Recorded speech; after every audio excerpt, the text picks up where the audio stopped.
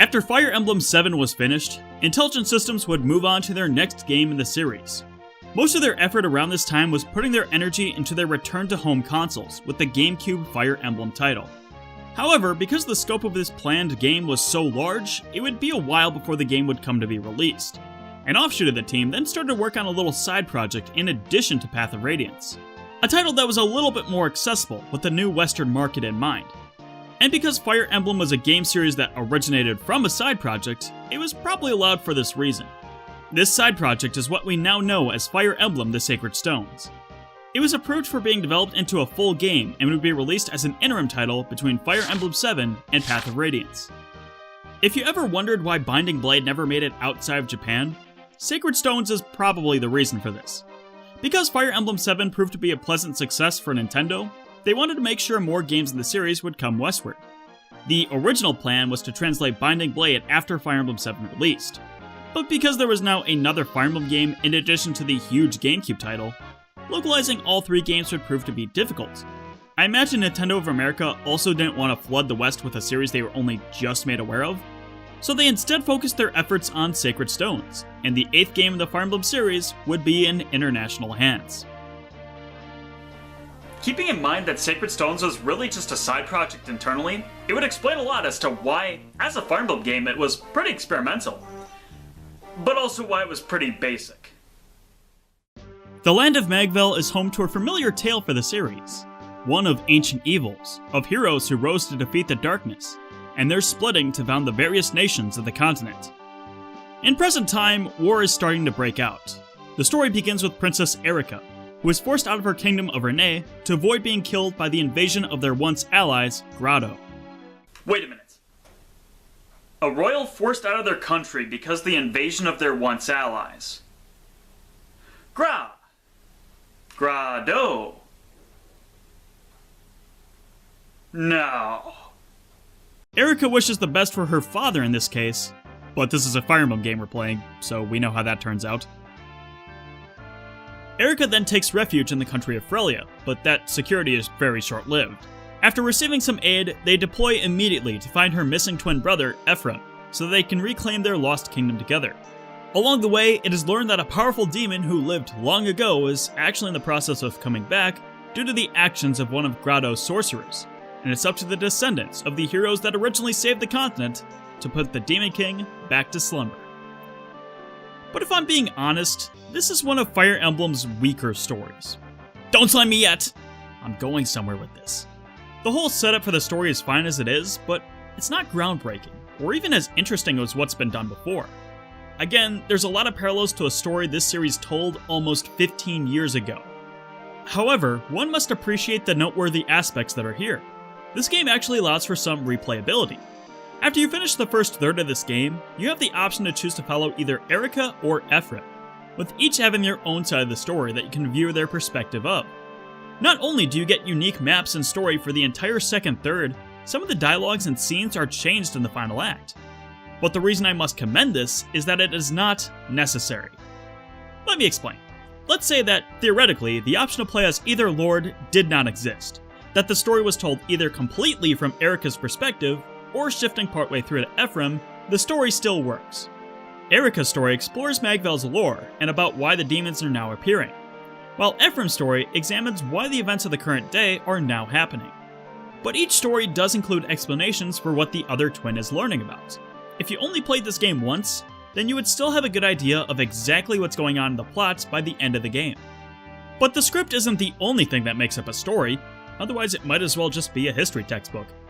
Fire Emblem is just as much about its characters as it is the politics. The two lords of this game aren't anything too special, both are just kind of Blandy McCardboard, with neither going through any significant growth or having the same chemistry that made the last game's cast so memorable. I feel like after I played this game, the two moods I would best describe Ephraim with were either regular boy or angry boy. But hey, at least that's still more than Erika's grand total of 0 emotions! However, the supporting cast is fantastic.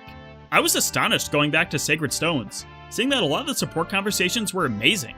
There's an even mix between story relevance, character building, and humor. The Sacred Stones also uses a type of character relationship dynamic that has not been present since Genealogy of the Holy War. That being, Incest! Okay, har. The Sacred Stone's protagonists are jokingly referred to as the incest twins sometimes. No, I'm not letting this one go. The two's legendary weapons are the spear Sigmund and the sword Siglind, who were two siblings from Norse mythology that had an affair with each other, leading to the birth of their son Siegfried. Ephraim! You gotta stop touching your sister! But even the antagonists of this game are great too, striking a balance between the ones who will go through an internal conflict of what is being on clearly an evil side, and the characters who are unquestionably embracive jerks that just want to see the world burn. Sacred Stones has, without a doubt, the best villains in the series, but the root where all the evil stems creates what I consider to be the best core antagonist in the Fire Emblem series. I won't say who they are. You can play the game and learn about that for yourself, as knowing before the game starts almost defeats their purpose as a villain. Because having to oppose them in this game is not an exhilarating moment. Because unlike Zephiel or Nurgle, who were once good people that became bad, the one you fight in Sacred Stones is still good. From the start, they were only trying to do the right thing, but it's due to circumstance that you must fight. This is what helps contribute to Sacred Stones being one of the darkest games in the series. Where this game shines, or rather, dims, is not in the plot itself, but in the moments. Sacred Stones starts out pretty normally and seems to progress from there, but the more you delve deeper into the relationships between characters and their backstory, the more unsettling the whole thing becomes. I really want to talk about one specific example of this, but doing so would ruin the whole moment and shock that comes with it. But Chapter 16 is brutally somber and disgusting at the same time. The chapter always gives you details on what exactly is happening to the characters, but by the end of it, the game doesn't need to show anything about it to you. If you're writing a story, show don't tell, obviously, but sometimes an implication can go farther than anything you could show. To this day, it's still one of the most memorable but disturbing scenes I've ever seen in a video game. I wouldn't say that Sacred Stones is as dark as Genealogy of the Holy War. FE4 had a lot more of, and was more forward with its darker tones and themes. Like the whole child hunts thing, for example. But if you're looking for more subtlety, this story might be more up your alley.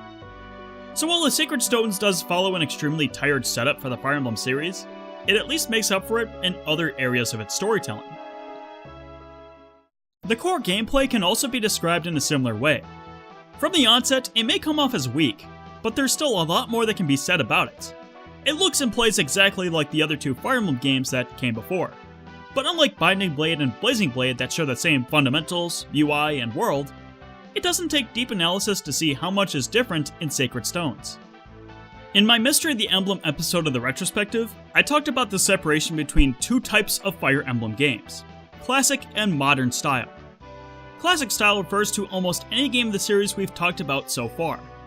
Players are railroaded down a linear adventure and are asked to make the most of the resources they're provided. Modern style refers to games that don't force you to progress right away.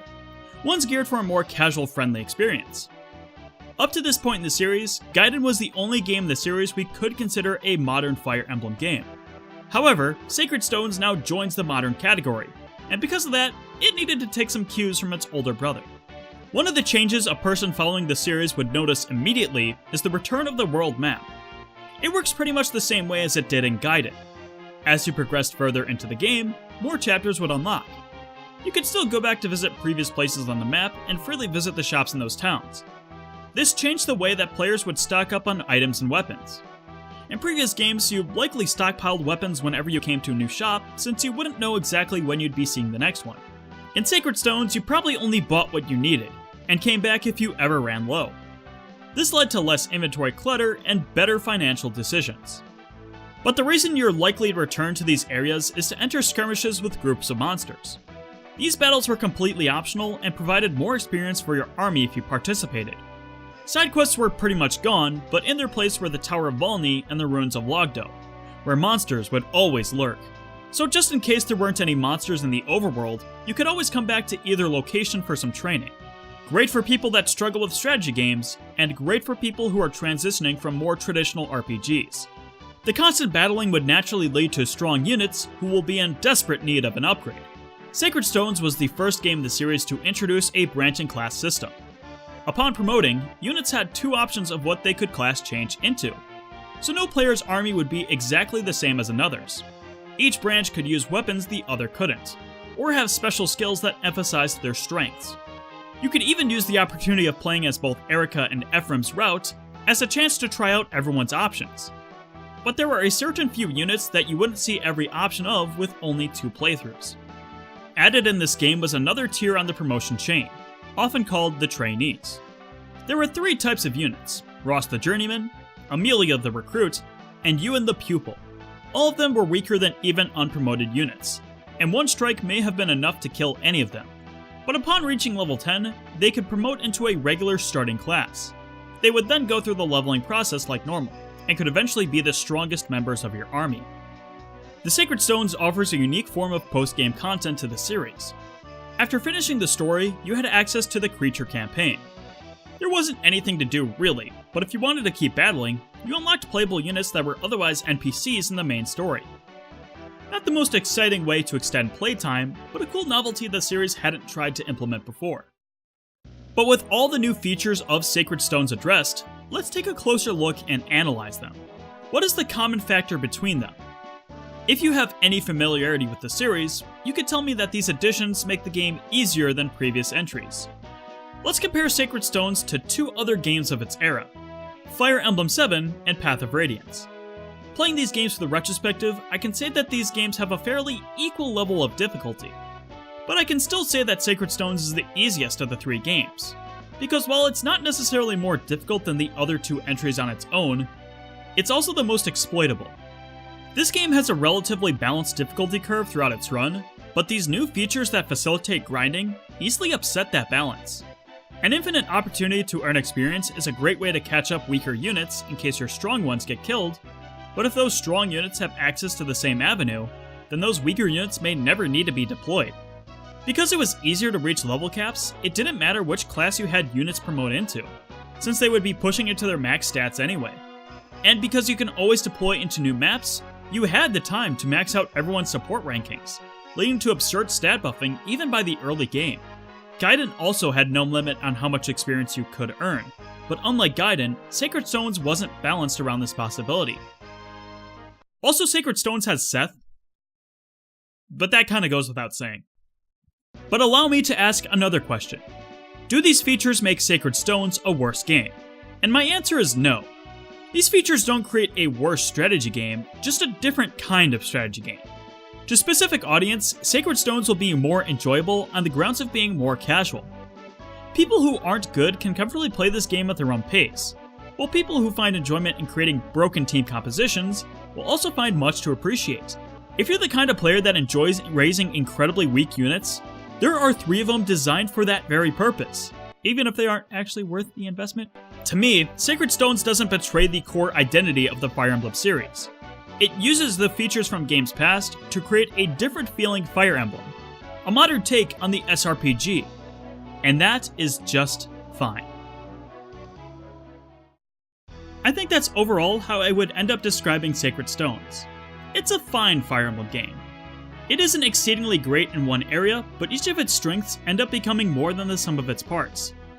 Fire Emblem 8's fantastic supporting cast saved the greater narrative from complete mediocrity, and its gameplay is more enjoyable with the more time and effort you put into it. That's a good thing, considering Sacred Stones is one of the easiest games in the series to replay. Despite its development purpose being just an interim game between 2 bigger titles, those great aspects of Sacred Stones made it just another part of the series to be enjoyed. If this is your favorite Fire Emblem game, I can see why. You picked a really good one. It's easily a top 5 contender for the series rankings. And despite sounding a little lukewarm of the game at times, I do still like Sacred Stones a lot. If the choices between What Would Come Westward were Binding Blade or Sacred Stones, I think Nintendo made the right call. Bottom line, Sacred Stones is still very good. No matter how you want to play it, it's a game definitely worth looking into if you haven't played it before. With this little side project out of the way, Intelligent Systems is able to return all their resources to their upcoming GameCube Fire Emblem title. Up next is actually going to be Path of Radiance this time, and if you haven't played this game before, then get started! I'm serious, go play this game by any means necessary, because I have a lot to say about this game, and the episode that's coming up will be nuts! Nuts! Until then, though, thank you so much for watching the Fire Emblem Retrospective, and I hope to see you all when we talk about Path of Radiance.